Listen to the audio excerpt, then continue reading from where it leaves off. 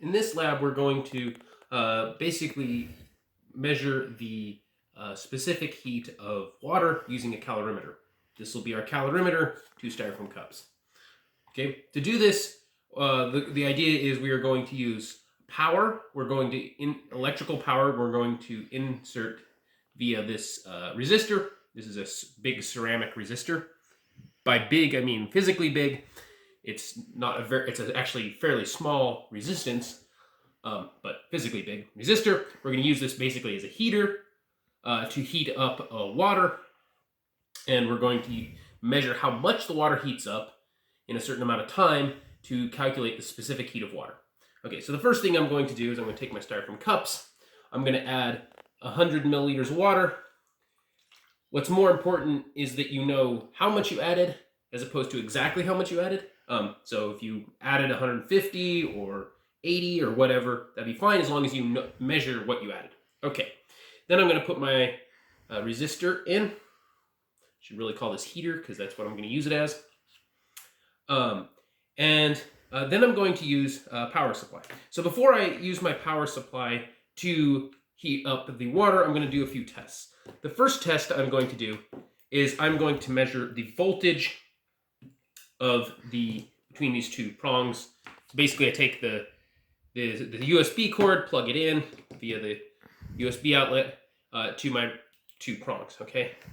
Then my 2 alligator prongs. Then I want to measure the voltage of that. So I'm going to turn my voltmeter here to the 20 volt setting. I need 20 volts because it's nominally, I think I'm going to get nominally around 5 volts, so I need to be at the 20 volt setting. I'm going to put one connector in the middle, one connector on the voltage side, and then attach one on here, attach one on there, and I read 4.85, maybe 5.6. It's switching between 5 and 6, so it's maybe 0.55 volts.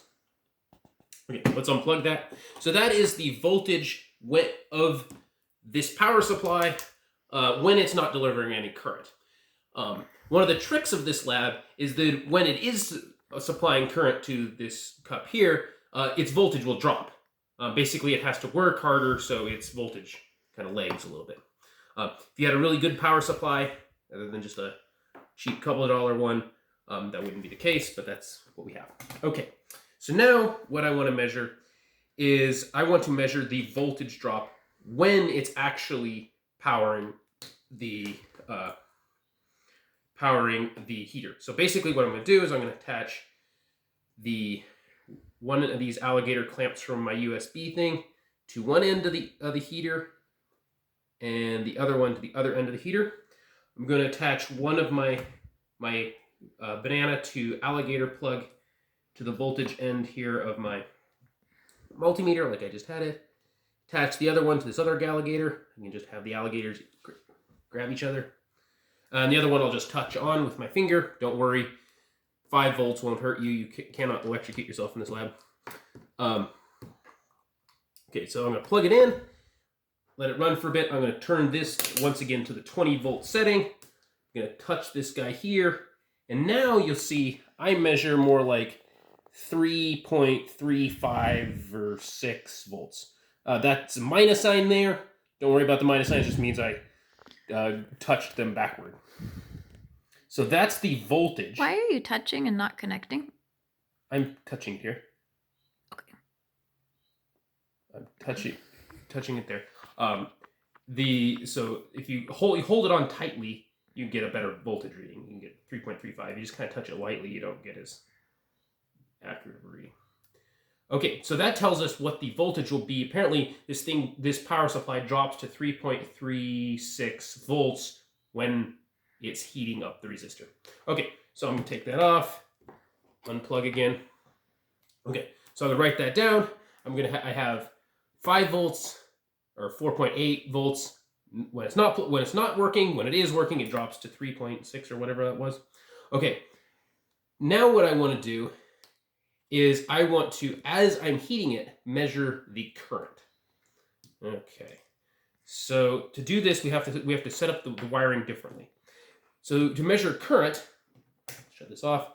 We want to switch this guy here to the other side. We want to put it in the 10 volt. This is quite critical. This side here can take more current than this side over there. If you try to put too high of current through this side, you could break your multimeter.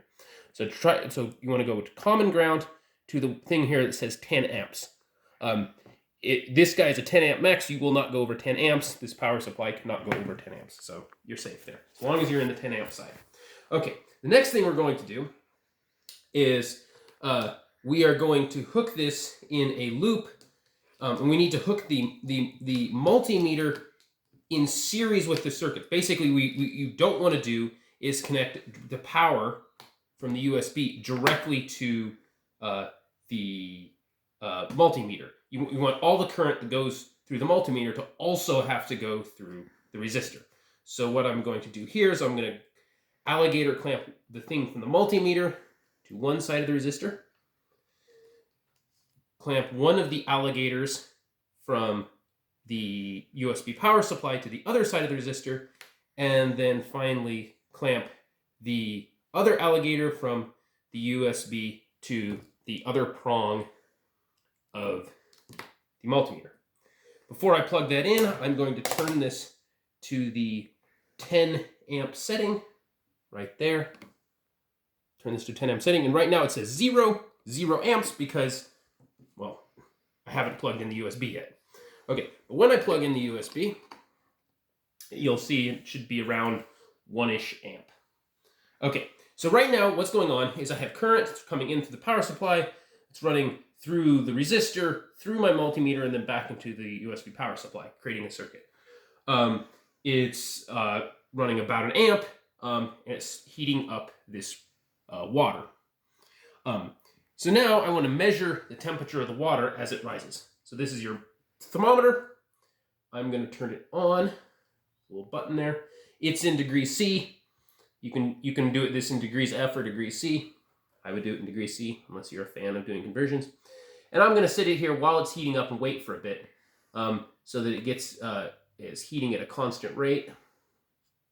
And my thermometer equalizes that. You can stir the water a little bit with your thermometer as you go. Why are you heating it while you take your initial temperature? Well, so the reason is if you start out, if you basically it takes it when you first plug this in, it takes a little while for to heat up the resistor and then that heat the water, and so there's a little time lag there. So you want to take your temperature difference in your time after it's been heating for a bit already. I found this increases your accuracy. But good question. Okay, so after this, I feel has, I can start, you should see the temperature slowly rise. It's not going to go up very fast, but you'll see it slowly rise. I'm at like 22.6 right now. It's gone up like a degree or so or something like that. It might take a little bit to get going, but once you see it rising at a very slow rate, it'll change. Come on, when there's 22.7. Okay, there's 22.7. Okay, I've got a timer back here. I'm going to start my timer. How do I start my timer? Come on. There it is. Reset. Okay. So start. So when I started this was at 22.8. So at 0 minutes, it was at 22.8 degrees C. And then as time goes on, I will record my temperature at various, say, the 1 minute mark and the 2 minute mark and so forth. You can stir it a little bit as you go. Make sure you note down your current.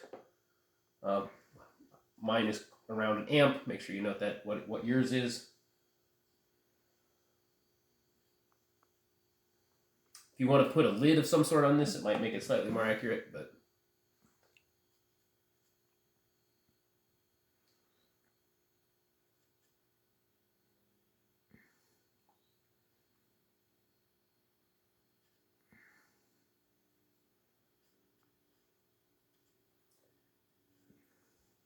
so that's 1 minute, so I can record the temperature there.